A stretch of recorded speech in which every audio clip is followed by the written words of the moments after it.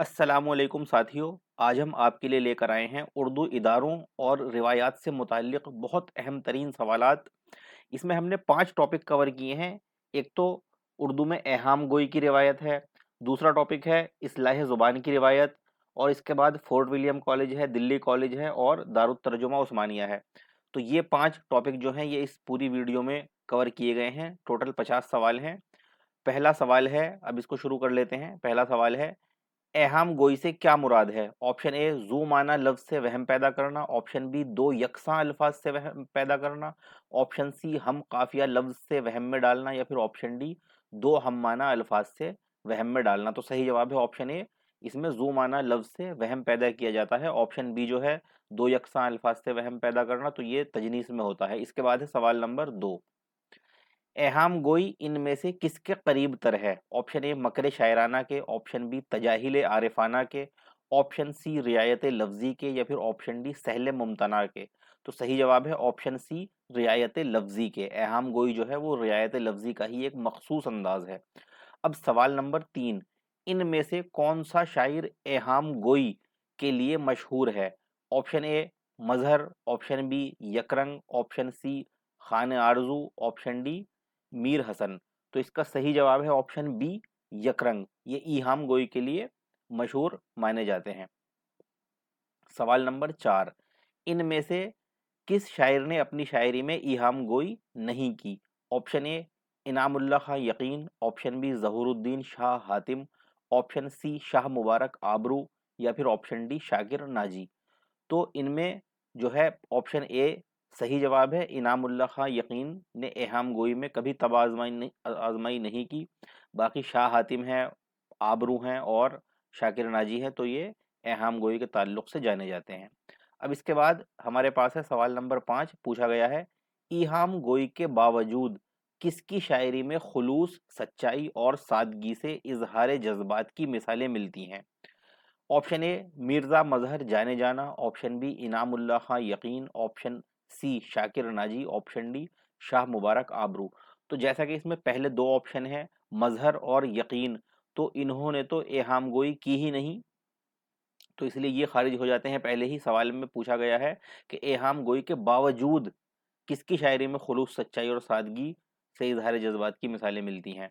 तो ऊपर के दो तो एहाम गोई में है ही नहीं, तो ये खारिज हो जाएंगे। और ऑप्शन सी में शाकिर नाजी जो है वो नहीं है। इसका सही जवाब ऑप्शन डी शाह मुबारक आबरू है। शाकिर नाजी के यहाँ जो है वो ज़राफ़त के पहलू ज़्यादा मिलते हैं, और शाह मुबारक आबरू के यहाँ सच्चाई और सादगी वगैरह के पहलू बहुत नुमायां हैं। तो सही जवाब है ऑप्शन डी। अब सवाल नंबर 6, इहाम गोई की मुखालफत के अव्वलीन नकूश किसके यहाँ मिलते हैं? ऑप्शन ए ज़हूरुद्दीन शाह हातिम, ये थोड़ी मिस प्रिंटिंग है, यहाँ ज़हूर है। अब इसके बाद है option B Sirajuddin Ali Khan Arzoo, option C है मिर्ज़ा मजहर जाने जाना, ऑप्शन डी है मिर्ज़ा मोहम्मद रफ़ी सौदा। तो सही जवाब है ऑप्शन सी मिर्ज़ा मजहर जाने जाना। जो इब्तदाई नकूश एहाम गोई की मुखालफत के मिलते हैं वो मजहर के यहाँ मिलते हैं। जब एहाम गोई परवान चढ़ी उसके बाद इसका एक नुमाया वक्त आया जिसमें एहाम गोई के बहुत चर्चे हुए, लेकिन फिर हर कमाल को जवाल है, उसके बाद धीरे धीरे इसकी मुखालफत होनी शुरू हुई। तो जो मुखालफत की शुरुआत हुई वो मिर्ज़ा मजहर जाने जाना ने की थी। अव्वलीन जो नकूश हैं मुखालफत के वो मजहर के यहाँ मिलते हैं। अब सवाल नंबर 7, इहाम गोई की मुखालफत की बाकायदा इब्तदा करने का सेहरा किसके सर है? यहाँ पर पूछा गया है बाकायदा इब्तदा जो उसकी मुखालफत की हुई। मजहर के यहाँ तो एक शुरुआत हुई थी, एक अव्वलीन नकूश थे, लेकिन अब इस सवाल में हमें बताना है कि किसने बाकायदा इब्तदा इस बात की कि अहम गोई की मुखालफत की जाए। तो ऑप्शन ए में ज़हूरुद्दीन शाह हातिम का नाम है, बी में मिर्ज़ा मजहर जाने जाना है, और सी में सैयद मोहम्मद मीर सोज हैं, और डी में इनामुल्लाह खां यकीन है। तो यहाँ पर सही जवाब ऑप्शन ए हो जाएगा ज़हूरुद्दीन शाह हातिम। इन्होंने जो है बाकायदा एहाम गोई की मुखालफत की। हालांकि ये खुद भी एहाम गोई करते थे, लेकिन जब ये मुखालिफ हुए तो इन्होंने फिर उसकी मुखालफत की बाकायदा इब्तदा भी की। अब सवाल नंबर 8 में है, दिल्ली में एहाम गोई की आमद दर्ज झैल में से उमूमन कहाँ से मानी जाती है? ऑप्शन ए कुली कुतुब शाह के दीवान से, ऑप्शन बी वली दक्कनी के दीवान से, ऑप्शन सी अंग्रेज़ों के साथ मगरिबी अदब से, और ऑप्शन डी में है अरबी फारसी अदब से। तो सही जवाब है इसका ऑप्शन बी वली दक्कनी के दीवान से। आम तौर पर एहाम गोई की जो आमद दिल्ली में मानी जाती है वो वली दक्कनी के दीवान के दिल्ली आने के बाद ही मानी जाती है, और उस दीवान से कि उसमें भी एहाम गोई के नक्श मिलते हैं उससे मानी जाती है। लेकिन इसके अलावा भी जो मुहक्किकीन हैं उन्होंने कहा है कि कुछ असर फारसी और हिंदी दोहों से भी एहाम गोई में आया है। तो बहरहाल ये तीनों बातें हमें याद रखनी है, वली के दीवान से भी, और फारसी शायरी से भी, और हिंदी दोहों से भी जो कदीम हिंदी थी उस वक्त। अब इसके बाद है सवाल नंबर 9। इसमें पूछा गया है शुमाली हिंद की उर्दू शायरी में एहाम गोई किसकी तसनीफ है, यानी जो तसनीफ का नाम है वो है शुमाली हिंद की उर्दू शायरी में एहाम गोई। पूछा गया है कि ये किसकी है। ऑप्शन ए है doctor Jameel Jalibi, option B है doctor Noorul Hasan Hashmi, option C है काजी अब्दुल वदूद, या फिर ऑप्शन डी है डॉक्टर हसन अहमद निज़ामी। तो सही जवाब है इसका option D, doctor Hasan Ahmad Nizami. ये तसनीफ इनकी है। सवाल नंबर 10। मुंदरजा झैल में से इहाम गोई शोरा का सही जुमरा तलाश कीजिए। अब हमें इनमें ये बताना है कि कौन से शायर जो हैं वो इनमें इहाम गोई के हैं। अब इसमें आबरू का नाम है तो ये हैं, और नाजी भी हैं, शाकिर नाजी इनका नाम है, यकरंग भी हैं, लेकिन सौदा नहीं है, तो ये ऑप्शन यहीं पर कट जाएगा। मजमून हालांकि हैं, और ऑप्शन बी में हम देख लें तो यकरंग इहाम गोई के हैं, मजमून भी इहाम गोई के हैं, और हातिम भी ने भी की है, बाद में मुखालिफ हुए थे लेकिन शुरुआत में की है, और नाजी शाकिर नाजी भी हैं, लेकिन यहाँ पर यकीन जो है वो इहाम गोई के नहीं है। तीसरा ऑप्शन में देखते हैं, हातिम हैं, यकरंग भी, इसके बाद सोज नहीं है, ये इहाम गोई के नहीं है। अब ऑप्शन डी तो राइट होगा ही, आबरू इहाम गोई के हैं, शाकिर नाजी भी हैं, मजमून भी हैं, और इसके बाद यकरंग भी हैं, और हातिम भी हैं। तो जाहिर है हमारा ऑप्शन डी जो है वो दुरुस्त जवाब हुआ। हमें ये याद रखना है इनमें से कोई भी एक शायर का नाम लेकर पूछा जा सकता है कि ये इनका ताल्लुक इहाम गोई से है, इनमें से किसका ताल्लुक इहाम गोई से है। तो बहरहाल इसका जवाब डी दुरुस्त है। अब सवाल नंबर 11। उस शायर का नाम बताइए जो इहाम गोई को तर्क करके इस्लाह जुबान का अलमबरदार बना। तो जैसा कि ऊपर बात चली थी कि शाह हातिम ने इहाम गोई की है काफ़ी अपनी शायरी में, लेकिन उसके बाद जब वो मुखालिफ हुए तो फिर उन्होंने इसकी मुखालफत की बाकायदा इब्तदा भी की। तो यहाँ पर भी सही जवाब सी हो जाएगा, शाह हातिम है। और वैसे जो इसमें ऑप्शन दिए गए हैं वो मिर्ज़ा मजहर, खान आरजू और शाह मुबारक आबरू का है, लेकिन यहाँ पर सही जवाब है शाह हातिम। अब सवाल नंबर 12। इस्लाह ज़ुबान की तहरीक के अव्वलीन नक़ूश ज़ैल में से किसके यहाँ देखने को मिलते हैं। Option A Mirza Mazhar Jan Janan, option B Zahooruddin Shah Hatim, option C Sirajuddin Ali Khan Arzoo, option D Khwaja Mir दर्द। तो सही जवाब है ऑप्शन ए मिर्ज़ा मजहर जाने जाना। अब इसके बाद सवाल नंबर 13 है, मंदरजा झैल में से इस्लाह ज़ुबान की बाकायदा इब्तदा किसके यहाँ मिलती है। Option A Sirajuddin Ali Khan Arzoo, option B Zahooruddin Shah Hatim, option C Mirza Mohammad Rafi Sauda, या फिर ऑप्शन डी मीर मोहम्मद तकी मीर। तो सही जवाब है ऑप्शन बी ज़हरुद्दीन शाह हातिम। यहाँ पर एक बात बहुत समझने की है काम की कि इहाम गोई की मुखालफत के इब्तदाई नक़ूश मजहर के यहाँ मिले, और इस्लाह ज़ुबान की तहरीक के अव्वलीन नक़ूश भी मजहर के यहाँ मिले। और इसी तरह से इहाम गोई की मुखालफत का जो बाकायदा आगाज़ किया वो शाह हातिम ने किया, और इस्लाह ज़ुबान का भी जो बाकायदा दिल्ली में आगाज़ किया वो शाह हातिम ने किया। यानी इससे ये बात समझ में आती है, और अभी ये सवाल आगे आएगा भी, कि इस्लाह ज़ुबान की तहरीक जो दिल्ली में उठी वो हकीकत में इहाम गोई की मुखालफत में उठी। तो इसलिए इहाम गोई के खिलाफ आने वाला इस्लाह ज़ुबान में भी उसको काउंट किया जाता है। अब इसके वो सवाल आगे आ जाएगा। इसके बाद हम देखते हैं सवाल नंबर 14 को। दिल्ली में इस्लाह ज़ुबान की तहरीक झैल में से खुसूसन किस रुझान की मुखालफत में शुरू की गई। ऑप्शन ए रेख्ती गोई की मुखालफत में, ऑप्शन बी तसन्नु और मुबालगा आराई की मुखालफत में, ऑप्शन सी एहाम गोई की मुखालफत में, या फिर ऑप्शन डी काफिया पैमाई की मुखालफत में। तो ये वही बात आ गई जो अभी बात चल रही थी, इहाम गोई की मुखालफत में दिल्ली के अंदर इस्लाह ज़ुबान की तहरीक शुरू हुई थी। बहुत सी वजूहात होती हैं, लेकिन जो खुसूसी वजह है वो यही थी, एहाम गोई की मुखालफत। अब सवाल नंबर 15। इस्लाह ज़ुबान की तहरीक के तहत इनमें से खुसूसन किस बात की ज़ोरदार हिमायत की गई। ऑप्शन ए मुहावरों और कहावतों के इस्तेमाल की, ऑप्शन बी खालिस हिंदुस्तानी अल्फाज के इस्तेमाल की, ऑप्शन सी सिनतों के इस्तेमाल की, या फिर ऑप्शन डी फारसी अल्फाज और तराकीब के इस्तेमाल की। तो यहाँ सही जवाब ऑप्शन डी ही है, इस्लाह ज़ुबान के तहत जो है वो फ़ारसी अल्फाज और तराकीब को फ़रोग़ दिया गया और उनके इस्तेमाल की जहत नई नई जहतें निकाली गईं और इसके ऊपर ज़्यादा जोर दिया गया। सवाल नंबर 16, लखनऊ में इस्लाह ज़ुबान की बाकायदा और पुरज़ोर शुरुआत किसने की? अब अभी तक दिल्ली की बात चल रही थी, लेकिन अब पूछा गया है कि लखनऊ में इस्लाह ज़ुबान की बाकायदा और पुरज़ोर शुरुआत किसने की? ऑप्शन दिए गए हैं, गुलाम हमदानी मुसफ़ी ने, ऑप्शन बी इमाम बख्श नासिख ने, ऑप्शन सी मीर अली औसत रश्क ने, ऑप्शन डी इंशाउल्लाह खां इंशा ने। तो सही जवाब है ऑप्शन बी इमाम बख्श नासिख ने। लखनऊ में बहुत पुरजोर शुरुआत इस्लाह ज़ुबान की, बल्कि इस्लाह ज़ुबान के साथ अगर दबिस्तान लखनऊ की बात हो तो नासिख का नाम को हर कोई जानता है। अब इसके बाद है सवाल नंबर 17, नासिख ने फसाहत के कौन कौन से 3 मेयार मुतय्यन किए? ऑप्शन ए तनाफुर न हो, गराबत न हो, ताक़ीद न हो, ऑप्शन बी सकील न हो, गंजलक न हो, बेरब्त न हो, ऑप्शन सी बेमौका न हो, मुबतजिल न हो, रकीक न हो, ऑप्शन डी तकासुर न हो, खजालत न हो, तरदीद न हो। तो सही जवाब है ऑप्शन ए, जो नासिख ने फसाहत के उसूल बताए हैं, जो मेयार मुतय्यन किए हैं, उनमें ये 3 बातें हैं कि तनाफुर न हो, गराबत न हो और ताक़ीद न हो। अब सवाल नंबर 18, इस्लाह ज़ुबान के ज़ैल में किसने मुहावरा दहली के मुकाबले में मुहावरा लखनऊ की इस्तिलाह को वज़ा किया? ऑप्शन ए इंशा ने, ऑप्शन बी मसहफ़ी ने, ऑप्शन सी आतिश ने या फिर ऑप्शन डी नासिख ने। तो सही जवाब है ऑप्शन डी नासिख ने। अब इसके बाद जो है सवाल नंबर 19 में है, मुहक्किकीन ने शुमाली हिंद में इस्लाह ज़ुबान के मुतअद्दिद पहलुओं पर रोशनी डाली है। ज़ैल में से इसके मुताल्लिक़ दुरुस्त पहलुओं की निशानदही कीजिए। सवाल आप समझ गए होंगे। मुहक्किकीन ने इस्लाह ज़ुबान की वजूहात बताई हैं, बहुत से पहलू बताए हैं, लेकिन हमें ऑप्शन देखकर ये बताना है कि कौन से पहलू जो हैं वो दुरुस्त हैं, कि जिनकी वजह से इस्लाह ज़ुबान का काम दिल्ली में शुरू किया गया और उसके क्या-क्या मतलब असबाब उसके पीछे थे, क्या-क्या उसके पहलू थे, ये हमें ऑप्शन देख कर के बताना है। तो हमारे सामने जो पहला ऑप्शन है वो है माशरती, नफ्सियाती, जोग्राफियाई, और ऑप्शन बी में है माशी, तारीखी और इलाकाई, ऑप्शन सी में है मजहबी, सियासी, अखलाकी, ऑप्शन डी में है अखलाकी, माशरती और इलाकाई। तो यहाँ पर सही जवाब है ऑप्शन सी मजहबी, सियासी और अखलाकी। ये पहलू जो हैं ये मुहक्किकीन ने कहे हैं इस्लाह ज़ुबान के ताल्लुक से।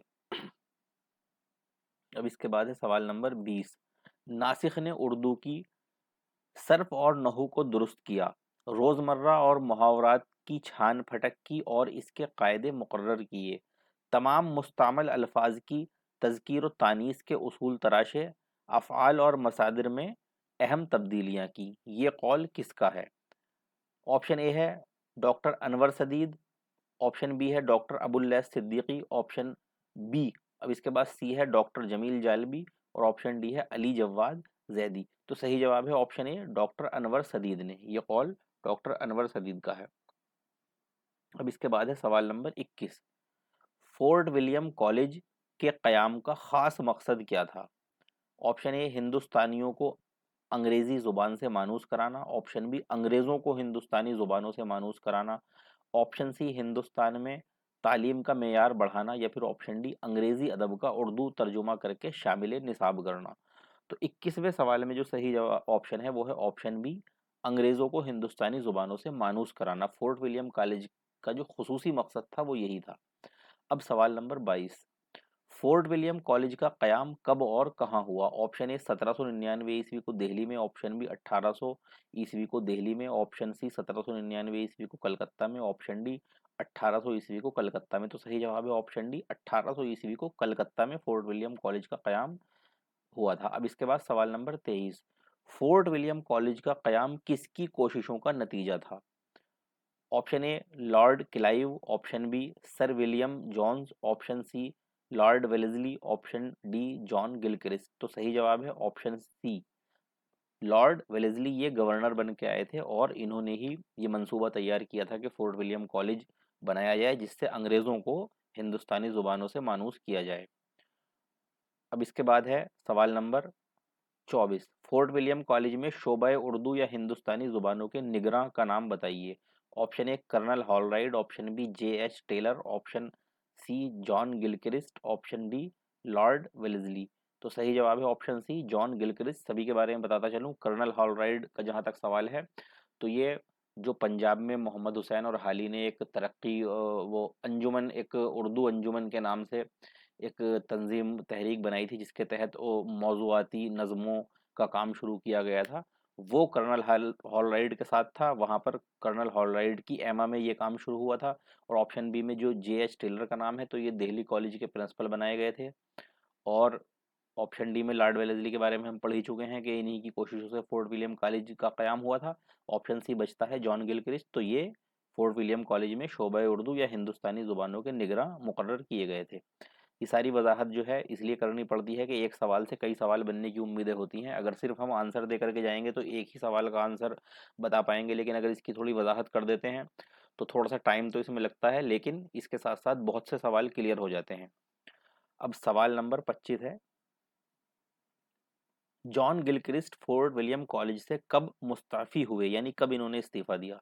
ऑप्शन ए 1803 ईस्वी को, ऑप्शन बी 1804 ईस्वी को, ऑप्शन सी 1805 ईस्वी को, या फिर ऑप्शन डी 1806 ईस्वी को। तो सही जवाब है ऑप्शन बी 1804 ईस्वी को गिलक्रिस्ट जो ने इस्तीफा दे दिया था फोर्ट विलियम कॉलेज से। सवाल नंबर 26, फोर्ट विलियम कॉलेज का इख्तिताम मुकम्मल तौर पर कब किया गया। वैसे तो बीच में कई बार बंद हुआ फिर खुला, इस तरह के उतार चढ़ाव आते रहते हैं, लेकिन सवाल में है कि जो मुकम्मल तौर पर इख्तिताम हुआ वो कब हुआ। तो ऑप्शन ए में है 1854 ईस्वी को, ऑप्शन बी में है 1857 ईस्वी को, ऑप्शन सी में है 1861 ईस्वी को, या फिर ऑप्शन डी में है 1865 ईस्वी को। तो सही जवाब है ऑप्शन ए 1854 ईस्वी को।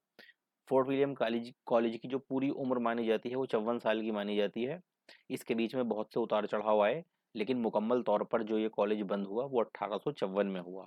अब इसके बाद सवाल नंबर 27, फोर्ट विलियम कॉलेज में उर्दू के सबसे मशहूर मुसन्निफ और मुतरजिम इनमें से कौन हैं। बहुत आसान सवाल है ये, सब जानते हैं कि ये ऑप्शन डी वाले मीर अमन देहलवी ही इसका सही जवाब है, और यही सबसे ज़्यादा मशहूर और मारूफ फोर्ट विलियम कॉलेज के मुसन्निफ रहे हैं।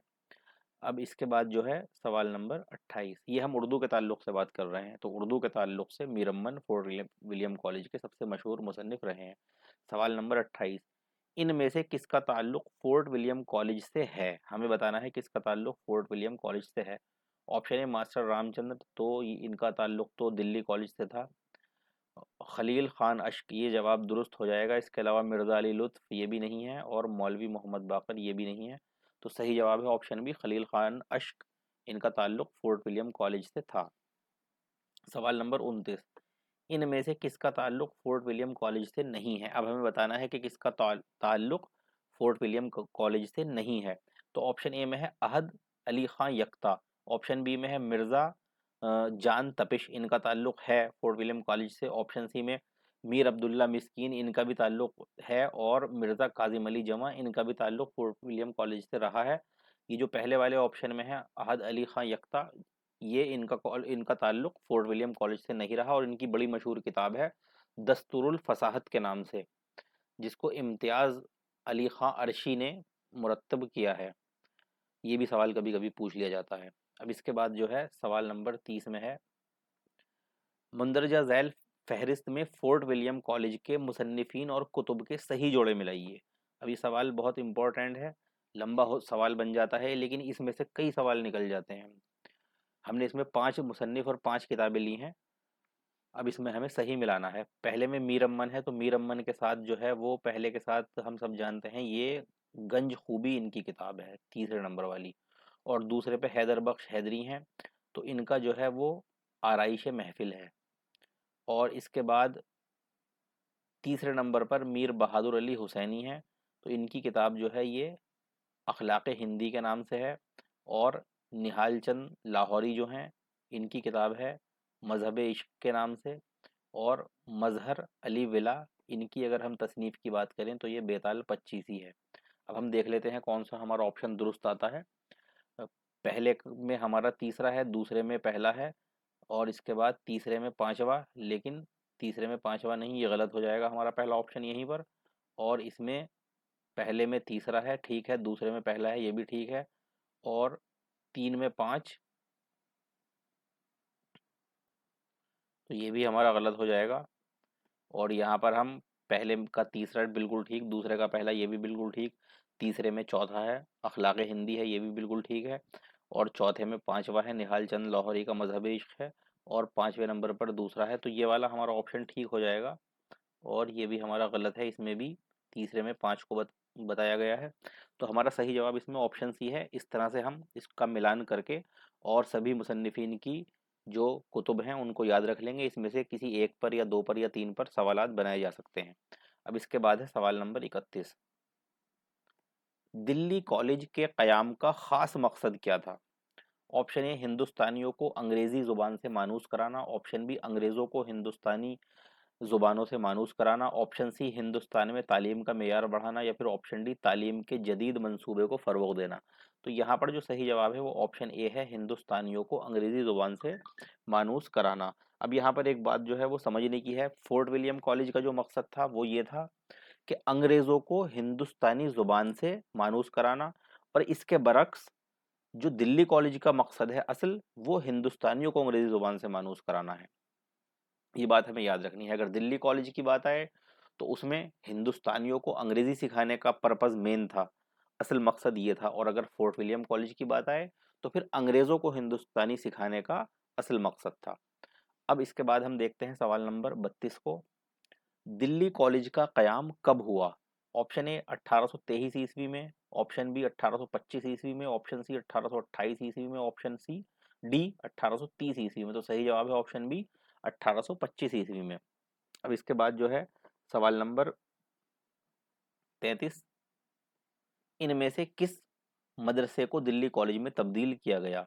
ऑप्शन ए गुलाम रसूल शौक के मदरसे को, ऑप्शन बी मौलवी अब्दुल रज्जाक के मदरसे को, ऑप्शन सी मुगलिया हुकूमत के सरकारी मदरसे को, ऑप्शन डी गाजीउद्दीन के मदरसे को। तो सही जवाब है ऑप्शन डी गाजीउद्दीन के मदरसे को। इस मदरसे को दिल्ली कॉलेज में तब्दील किया गया था। अब इसके बाद सवाल नंबर 34 है, दिल्ली कॉलेज का प्रिंसिपल इनमें से किसे बनाया गया था? Option A J H Taylor, option B Felix Boutros, option C colonel Holroyd, option D doctor Sprenger. तो सही जवाब है option A J H Taylor. इनको दिल्ली कॉलेज का प्रिंसिपल बनाया गया था।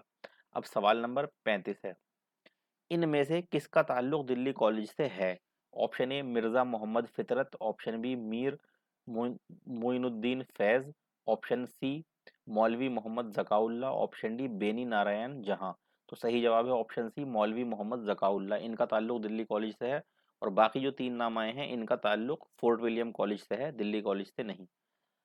सवाल नंबर 36, इनमें से किसका ताल्लुक दिल्ली कॉलेज से नहीं है? इस बार हमें बताना है कि जिसका ताल्लुक दिल्ली कॉलेज से नहीं है। तो ऑप्शन ए में मास्टर रामचंद हैं, इनका ताल्लुक दिल्ली कॉलेज से है। मौलवी नज़ीर अहमद का ताल्लुक भी है दिल्ली कॉलेज से, और मोहम्मद हुसैन आज़ाद भी दिल्ली कॉलेज से ही ताल्लुक रखते हैं। मौलाना अल्ताफ़ हुसैन अली, ये सही जवाब हो जाएगा, इनका ताल्लुक दिल्ली कॉलेज से नहीं रहा। सवाल नंबर 37, दिल्ली कॉलेज मुकम्मल तौर पर कब बंद हुआ? ऑप्शन ए 1875 ईस्वी को, ऑप्शन बी 1877 ईस्वी को, ऑप्शन सी 1880 ईस्वी को, या फिर ऑप्शन डी 1882 ईस्वी को। तो सही जवाब है इसका ऑप्शन बी 1877 ईस्वी को दिल्ली कॉलेज जो है वो मुकम्मल तौर पर बंद हो गया था। सवाल नंबर 38, कदीम दिल्ली कॉलेज का मुसन्निफ कौन है? ये एक तसनीफ का नाम है, कदीम दिल्ली कॉलेज। पूछा गया है कि इसका मुसन्निफ कौन है। ऑप्शन ए मौलवी अब्दुल हक, option B Malik Ram, option सी रशीद हसन खां, ऑप्शन डी इम्तियाज अली खां अर्शी। तो इसका सही जवाब है ऑप्शन बी मालिक राम। अब इसके बाद सवाल नंबर 39 है, दिल्ली कॉलेज में ज़काउल्लाह किस मजमून के प्रोफेसर थे? ऑप्शन ए रियाजी के, ऑप्शन बी अंग्रेजी के, ऑप्शन सी तारीख के, ऑप्शन डी फारसी के। तो सही जवाब है ऑप्शन ए रियाजी के। अब इसके बाद है सवाल नंबर 40, मरहूम दिल्ली कॉलेज किसकी तसनीफ है? Option A Qazi Abdul Wadood, option B Malik Ram, option C Mahdi Ifadi, option D Maulvi Abdul हक।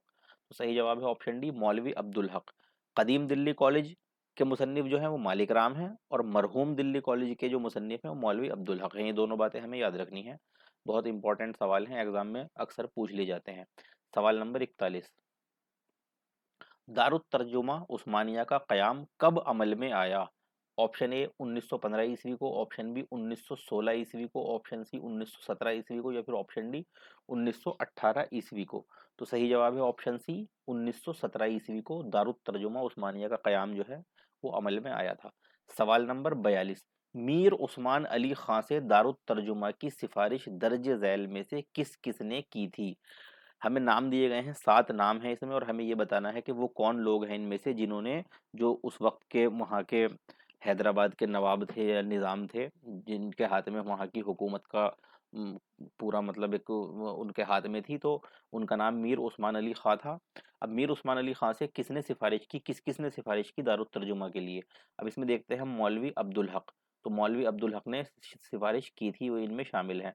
पंडित किशन राव भी इनमें शामिल हैं।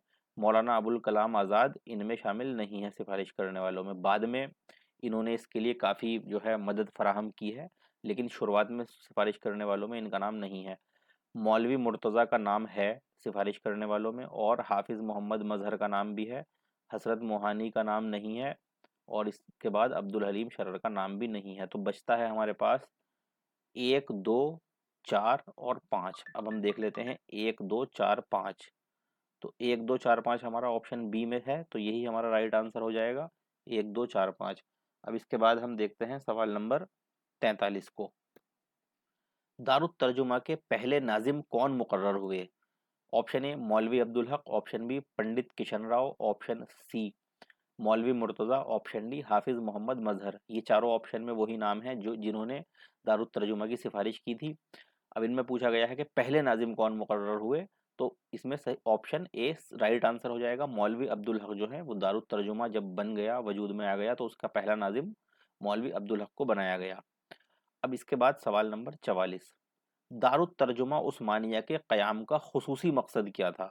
ऑप्शन ए गैर मुल्की ज़ुबानों में दस्तयाब उलूम व फ़नून से हिंदुस्तानियों को इस्तेफ़ादा कराना, ऑप्शन बी फ़ारसी ज़ुबान की जगह पर उर्दू ज़बान में तालीमी कामों को फ़रोग़ देना, ऑप्शन सी यूनिवर्सिटी के निसाब और इम्तहानात के लिए दीगर ज़ुबानों में तहरीर शुदा कुतुब का उर्दू तर्जुमा कराना, ऑप्शन डी हिंदुस्तान के मजहबी और सियासी फ़लसफ़े को गैर मुल्की ज़ुबानों में तर्जुमा कराकर यहाँ की तहज़ीब का तारुफ़ कराना।